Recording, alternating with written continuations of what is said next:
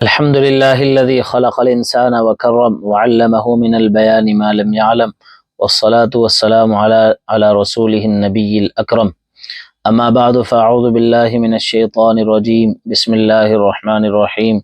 إنما يعمر مساجد الله من آمن بالله واليوم الآخر إلى آخر الآية. قال النبي صلى الله عليه وسلم أحب البلاد إلى الله مساجدها وأبغض البلاد إلى الله أسواقها، رواہ مسلم۔ معزز سامعین کرام، اس مختصر سے ویڈیو میں آپ حضرات کو ایک اہم پیغام دینا مقصود ہے۔ دیکھیں، ہر ایمان والے کی ذمہ داری بنتی ہے کہ وہ ایمانیات کی اور اس کی جو ایمان کے تعلق سے جو اس کے تقاضے ہیں یا کلمے کے تقاضے ہیں ان کا پابند بن کے رہے۔ اگر ہم ایمان اور دین متین اور مذہب اسلام کی بات کرتے ہیں تو اللہ کے رسول صلی اللہ علیہ وسلم کا فرمان ہے، اسلام کے 5 ارکان ہیں۔ نمبر 1 شہادتین، نمبر 2 نماز باجماعت کا یعنی نماز کا ادا کرنا، اقامت صلاۃ، اور اس میں ظاہر سی بات ہے کہ باجماعت نماز ادا کرنے کو پرائیورٹی دی جاتی ہے اور ذمہ داری سمجھا جاتا ہے اور واجب کا درجہ ہے۔ اس کے بعد کے 3 ارکان ہیں، زکوٰۃ ادا کرے، روزہ رکھے، حج کرے۔ اب دیکھیں، ایک ایمان والا ہوتے ہی سب سے پہلے جو چیز ذمے میں آتی ہے، جس میں بلا تفریق مال و متاع، بغیر کسی کو اس تعلق سے دیکھنے کے کہ وہ مالدار ہے یا غریب ہے یا فقیر ہے، بادشاہ ہے یا وزیر ہے، وہ باپ ہے یا بیٹا ہے، وہ بیوی ہے یا شوہر ہے، ٹھیک ہے جی۔ جیسے ہی بالغ ہوتا ہے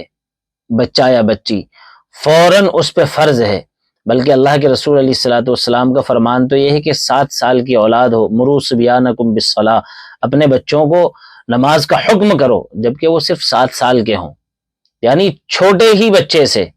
چنانچہ اس لیے علماء لکھتے ہیں کہ اپنی چھوٹی چھوٹی اولادوں کو اپنے گھروں میں ہی ان کی مائیں اپنے ساتھ نمازیں ادا کرائیں تاکہ بچے کو پتہ لگے کہ یہ عبادت ہے اور اس طریقے سے ایک ایمان والے کو یہ عمل کرنا چاہیے۔ اس کے بعد جیسے ہی وہ 7 سال کا ہوگا وہ نماز ادا کرے گا، بیٹا وہ آئے گا مسجد میں باجماعت نماز پڑھے گا۔ فرمایا اگر 7 میں نہیں 10 سال کی جب عمر ہو جا رہی ہے پھر تو ذرا سختی کے ساتھ نماز پڑھنے کے لیے کہو۔ اب غور طلب بات یہ ہے کہ یہ جو نماز باجماعت ہونی ہے یہ کہاں ہونی ہے؟ نماز باجماعت ہوگی مسجد کے اندر جا کر کے۔ لہذا اس کا معنی یہ ہوا کہ مسجد کا احترام، اس کا تقدس، اس کا خیال، اس کی عظمت، اس کی شان ہمارے دل میں ہونا بہت ضروری ہے۔ اور مسجد کی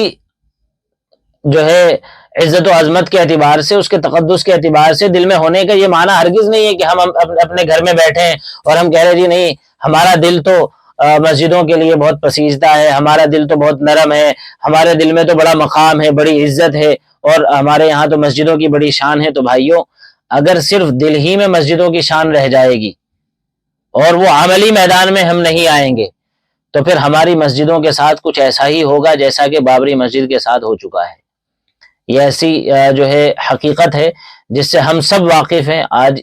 ہندوستان کا کوئی بچہ بھی ایسا نہیں ہوگا کہ جس کو بابری مسجد کے بارے میں یہ علم نہ ہو کہ وہ کبھی مسجد تھی تو آج مندر بن چکا ہے۔ اور ایسے ہی جامع مسجد گیان واپی کا ابھی کل کا مسئلہ ہے، یعنی ہم 21 رجب میں بات کر رہے ہیں، 20 رجب میں وہاں باقاعدہ شام کے وقت میں پوجا پاٹ ہو چکی ہے۔ تو لہذا اہل ایمان سے درخواست ہے، بہت ہی دست بستہ گزارش ہے کہ وہ اپنی مساجد میں 5 وقت کی باجماعت نمازوں کے لیے پابند ہو جائیں، اور اللہ اس کے رسول کی طرف سے جو ہمارے لیے فریضہ ہے، جو دین کی ہمارے اوپر ذمہ داری ہے، ہر بچے اور بڑے کو 5 وقت کی باجماعت نماز ادا کرنا فرض ہے، اس کے لیے واجب ہے، اس پر ضروری ہے اس پر کہ وہ 5 وقت کی نماز باجماعت مسجد جا کے ادا کرے۔ لہذا ہر کلمہ گو مسلمان اپنی 5 وقت کی نمازوں کو مسجد جا کر کے ادا کرے گا انشاءاللہ، پھر مسجدیں آباد ہوں گی، مسجدیں غیر آباد نہیں رہ جائیں گی۔ پھر مسجدیں جو ہیں وہ ہمارے جانے کا، بیٹھنے کا اور اپنے جو ہے بہتر اعمال کا، ہماری تسبیح کا، ہماری عبادات کا، ہماری تلاوتوں کا مرکز بنیں گی، اور ان کے اندر آبادیوں کی محنت ہوں گی۔ ان کو پھر کوئی غیر آباد نہیں سمجھے گا، کوئی جو ہے بری نظر والا ان کی طرف اپنی بری نظر نہیں ڈالے گا، کوئی ان پہ جو ہے حملہ کرتے ہوئے 100 مرتبہ سوچے گا۔ لہذا یہ ایک اہم پیغام ہے امت کے ہر فرد کے نام، اپنی مساجد کو جو ان کا تقدس یا ان کا تحفظ یا ان کی جو عظمت و شان ہے اس کے ساتھ صرف دل سے وابستہ نہ رہیں بلکہ عمل سے بھی وابستہ رہیں، دل سے بھی وابستہ رہیں، عمل سے بھی وابستہ رہیں، ان کی حفاظت اور وہاں ذمہ داری نبھانے کے اعتبار سے جتنا ہم چاق و چوبند رہ سکتے ہیں اپنی آنکھیں کھلی رکھیں، اپنے کان جو ہیں وہ کھلے رکھیں، اور جو ہے کھلی آنکھوں اور کھلے کانوں سے جو زندگی گزارنے کی بہت ضرورت ہے۔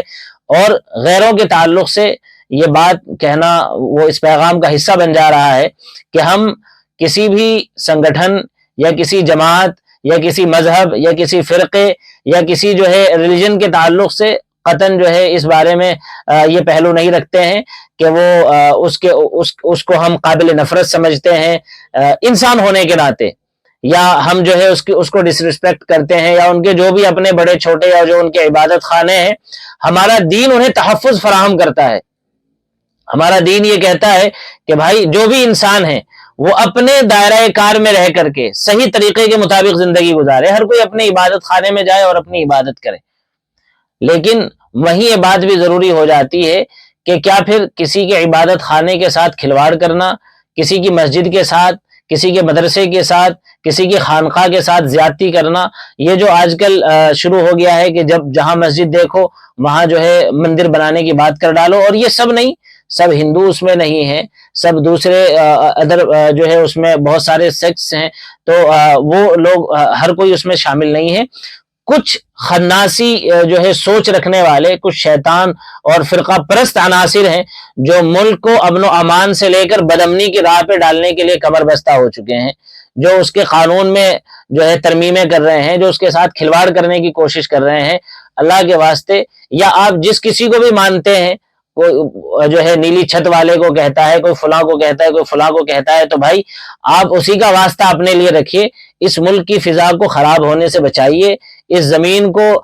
بجائے اس کے کہ یہ میدان بن جائے ایک جو ہے لڑائی جھگڑوں کا، اور یہاں ایک دوسرے کا کوئی سر پھوڑتا پھڑواتا پھرے، اور یہاں فرقہ پرستیاں ہو، یہاں اپنے اپنے جو ہے مذاہب کے تعلق سے لوگ بجائے اس کے کہ اپنے مذہب پر اپنے دائرے میں رہ کے صحیح عمل کر سکیں، وہ ایک دوسرے کو مارنے برنے پہ تل جائیں، تو ایسی فضا ہرگز نہ بنائی جائے۔ یہ ہم سب کے لیے یہ ایسا وشے ہے، اور ہم سب کے لیے یہ ایک ایسا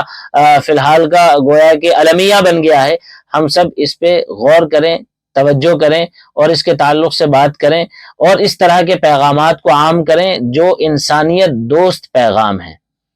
جو انسانیت سکھاتا ہے، انسانیت کے دائرے میں رہ کے کام کرنا سکھاتا ہے، عمل کرنا سکھاتا ہے، ایک دوسرے سے محبت سکھاتا ہے، نفرت نہیں سکھاتا۔ چنانچہ ہر مذہب کی تعلیمات اپنی اپنی جگہ پہ بہت پیور ہیں، بہت اپنی جگہ پہ وہ بہت ایک دوسرے کا خیال رکھی جانے والی چیزیں ہیں، باتیں ہیں، لیکن مسئلہ وہاں آتا ہے کہ جہاں مذہب کے نام پہ اپنی کچھ دشمنیاں، اپنے کچھ دماغی اس کے اندر جو ہیں وہ آئیڈیاز فٹ کرنے کی کوشش کی جاتی ہیں، اور اپنی کچھ سوچ اس میں ڈالنے کی کوشش کی جاتی ہے، اور کسی بھی ایک ایسی جگہ کو جہاں چار لوگ بڑے خوش ہو کے رہ رہے ہیں، ان سب کے درمیان نفرت پیدا کر کے اپنا سکہ جمانے کی کوشش کی جاتی ہے، وہاں جا کے مسئلہ خراب ہوتا ہے۔ لہذا یہ کچھ اسی طرح کی جو ہے باتیں ہو رہی ہیں، سننے میں، دیکھنے میں جو بہت آ رہی ہیں۔ لہذا ہم سب کے لیے ضروری ہے کہ اگر ہم سب اپنا جو ہے امن و امان چاہتے ہیں، شانتی چاہتے ہیں، اپنے ملک کو ایک ایسا ہی جیسے دوسروں کے لیے آج تک نمونہ بنا رہا ہے، اور یہاں کی گنگا جمنی تہذیب جو ہے وہ مشہور ہے، اگر ہم اس کو اور اس کی تعمیر و ترقی میں کچھ کردار ادا کرنا چاہتے ہیں اور ہم اس کو باقی رکھنا چاہتے ہیں، تو ہمارے لیے بہت ضروری ہے کہ ہم ادھر نظر کریں، اس بارے میں سوچیں، اور بالخصوص اہل ایمان سے درخواست ہے کہ وہ اپنے مراکز کی، اپنے مدارس کی، اپنے مساجد کی جو محبت دل سے ہونی چاہیے، عمل سے ہونی چاہیے، ساتھ کھڑے ہو کے ہونی چاہیے، بہت ضروری ہے کہ اس کو سامنے رکھا جائے۔ یہاں تک پانی سر سے اونچا ہو چکا ہے کہ کچھ لوگ جو ہیں باقاعدہ بیٹھ کر کے بات چیت کر کے دارالعلوم جیسی عظیم دینی درسگاہ کو بھی نوٹس جاری کر رہے ہیں، دلی کی جامع مسجد جیسی جگہ پہ لوگوں کی نظر ہے۔ تو یہ باتیں کچھ اب جو ہیں کوئی ہنسی مذاق کی اور مسکراہٹوں کی اور کھلونوں کی نہیں رہ گئی ہیں، ذرا غفلت کی چادر اتارنے کا وقت ہے۔ لہذا بیدار ہو جائیے، ہوشیار ہو جائیے، اور اویئرنیس کے تعلق سے ذرا جو ہم سب کی ذمہ داری ہے اپنا حصہ ڈالیے اس میں، اللہ کے واسطے بس یہی ایک پیغام تھا۔ اللہ تبارک و تعالی ہمیں اخلاص کے ساتھ انسانیت دوستی کا پیغام عام کرنے کی اور ایمان کے تعلق سے اپنے اعمال پر مضبوطی کے ساتھ ڈٹنے اور جمنے کی اور استقامت و اخلاص کے ساتھ عمل پیرا رہنے کی توفیق نصیب فرمائے، اور اللہ تبارک و تعالی ہم سب کو خیر عافیت کے ساتھ ایمان والی ہم سب کے لیے موت مقدر فرمائے۔